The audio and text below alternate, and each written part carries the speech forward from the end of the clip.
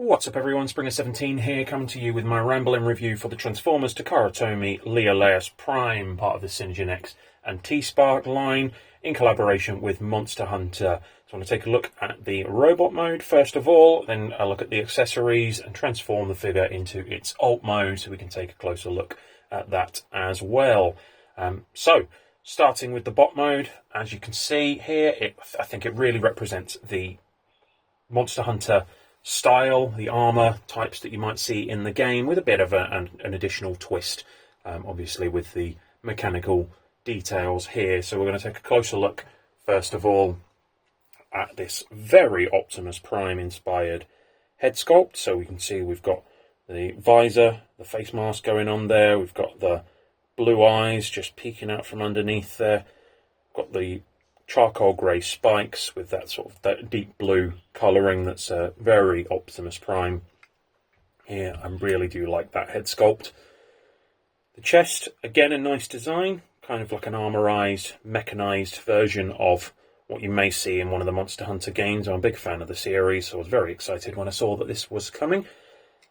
And I think they've pulled off the style of these armour pieces very well.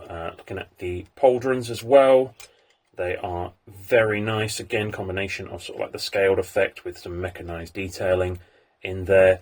Now the arms themselves are just a direct copy over from the original use of this mould, that being Kingdom Air Razor. So they are unfortunately exactly the same, just obviously moulded in different plastic and with some additional accessories on the side instead of the missiles that came with. We've got these sort of additional armour pieces here. Crotch guard, again brand new, and again very reminiscent of the Monster Hunter series, the way that they'd meld kind of like the metallic detailing with the sort of skin of the monster that you've just hunted to make yourself a lovely pair of trousers. Unfortunately, in the legs is kind of where this falls apart a little, so let's move the arms out of the way here. Around the legs you've got the wings wrapped from the alt mode. Now, I'm not sure that has really had a great effect on this. It's kind of lost a lot of the possible detail and even posing that you would expect from a Transformers figure, especially a modern Transformers figure. So the wings themselves do look nice, and from a distance you can kind of get the idea that they're sort of skirt pieces of some sort of armour set, but it's obvious that they're just the wings of the alt mode wrapped around the legs there. We move those out of the way. You can see, again, the legs are just an exact copy of the Air Razor legs as well, just obviously painted and moulded in different colours. The only difference being this additional panel on the side here that covers up some of the blue in alt mode. Now, I think the colours that they've used are great. I love the additional blue that you get on the legs and the feet. They're very nicely posable on their own. You can move the crotch guard out of the way. You can lift them up, lift them out.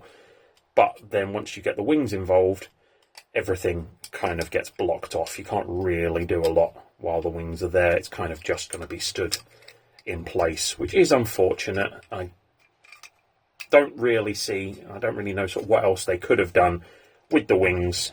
And it does make a nice different silhouette to something like Air Razor or the other uses of the mould so far, but it really does get in the way of doing some cool robot poses in particular. But from a distance, you do get that kind of imposing figure of a big person in a big suit of armour. Looking at the accessories, you have the Rathalos Ruby, as they're calling it, essentially the equivalent of a matrix for this character, because of course he's got Prime in the name. He needs to have a matrix. Detailed very, very nicely. I like the colours that they've used. That gold is nice, sort of the silvery grey kind of colour on here. You can hold it in either hand perfectly fine, so you just pop that in his hand. You can hold it in both if needed. I just don't really see much of a point of them actually including it, to be honest, because it's not really going to do much in my collection. I will just probably store it inside the alt mode and leave it there. You can transform the figure without having to remove that from where it stores, which is nice.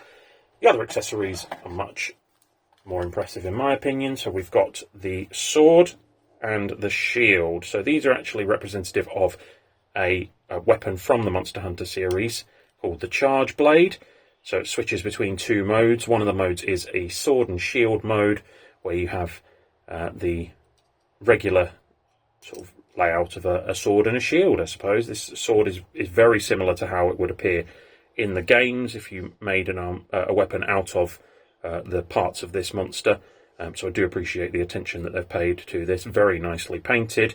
Mine's unfortunately got a couple of paint chips on it, but not really a lot I can do about that.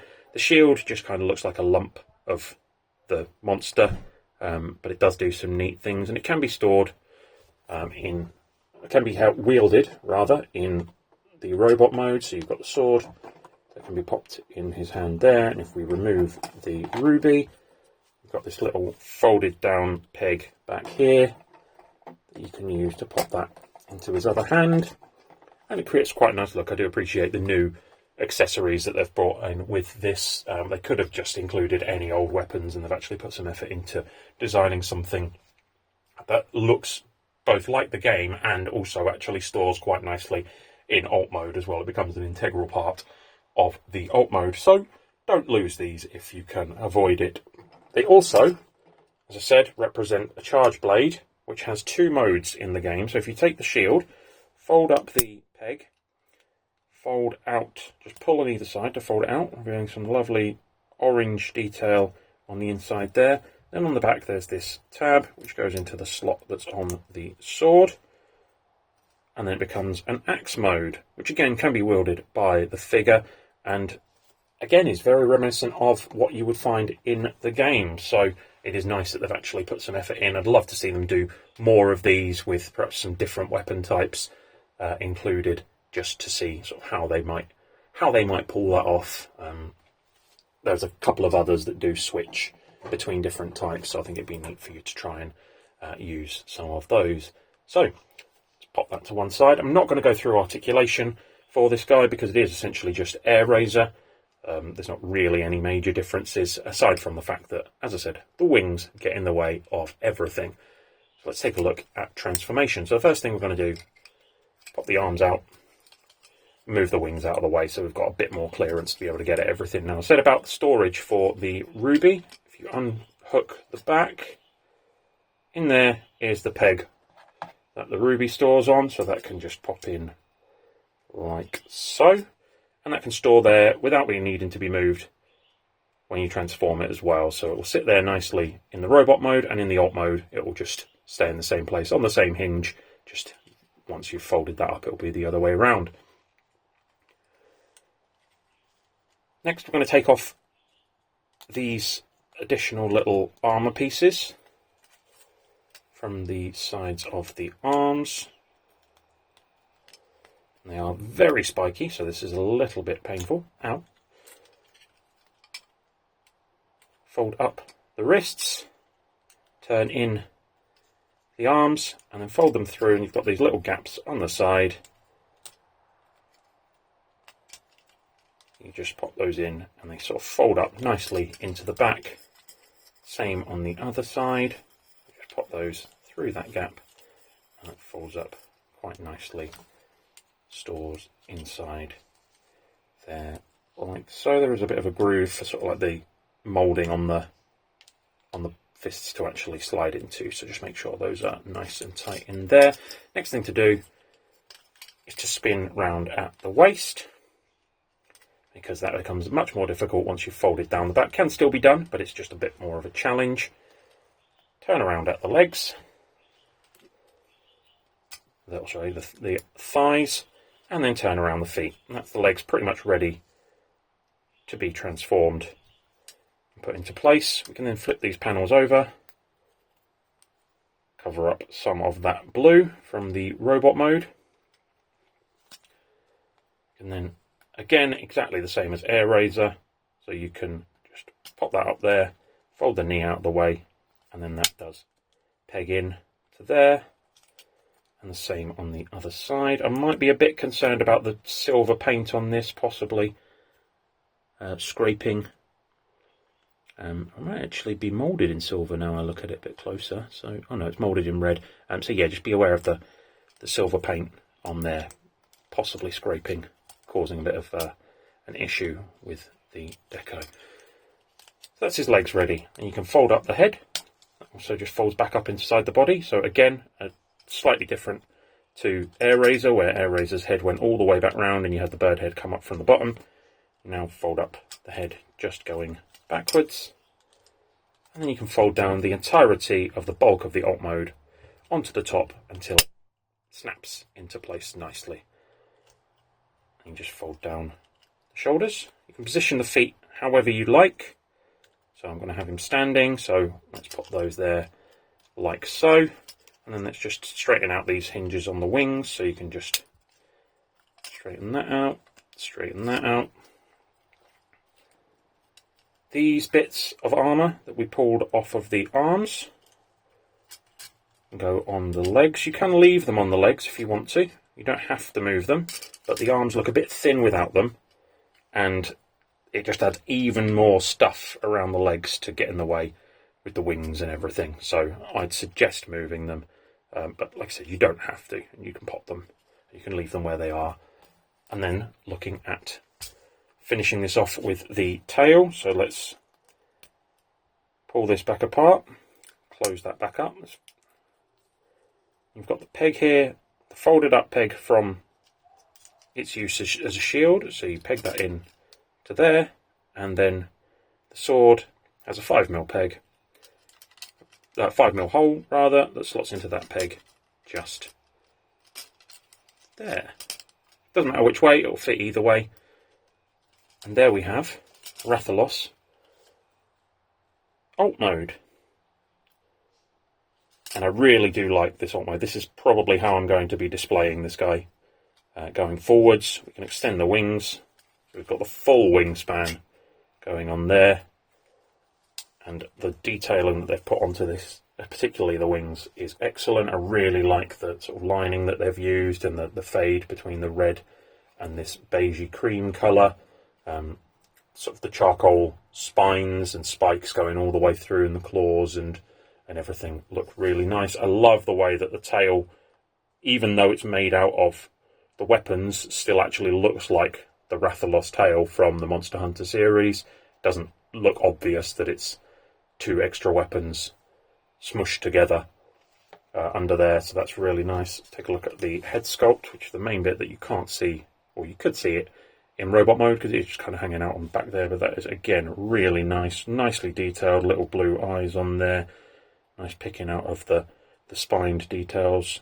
You can open the mouth, you can tilt the neck, and you can tilt the head down, so you can have it in all sorts of different poses. Roaring. Unfortunately, no blast effect port in the mouth there, which would have been nice, but it is quite a small mouth, so only a small one will be able to fit anyway. You can have this bent all the way down there if you want. It does open up a bit of a gap behind the neck, unfortunately, which again is a shame, but I can look past that because the rest of this does look absolutely fantastic. You can even tilt the head slightly, only a little bit. It's not particularly manoeuvrable, but from the top it looks absolutely amazing. From the bottom, a bit more of a mess, unfortunately. I like the fact that they've got these panels to hide some of the blue, so you don't really see, apart from the heels, you don't see any of the blue in the alt mode. A lot of the silver is obviously hidden by the folding that goes along with the legs and the arms. So it really does shift in colour, but the underside of those wings, even like in the full beige colour with the same detailing on, again look fantastic. And you can obviously see the sword underneath there in alt mode, but that's not where I'm going to be looking. I think most of my time with this is going to be spent with it in the alt mode, just because it does look absolutely amazing, and it's got one hell of a wingspan for a deluxe size figure, or effectively a retool of a deluxe size figure. So that's been my look at Liolaeus Prime from Takara Tomy.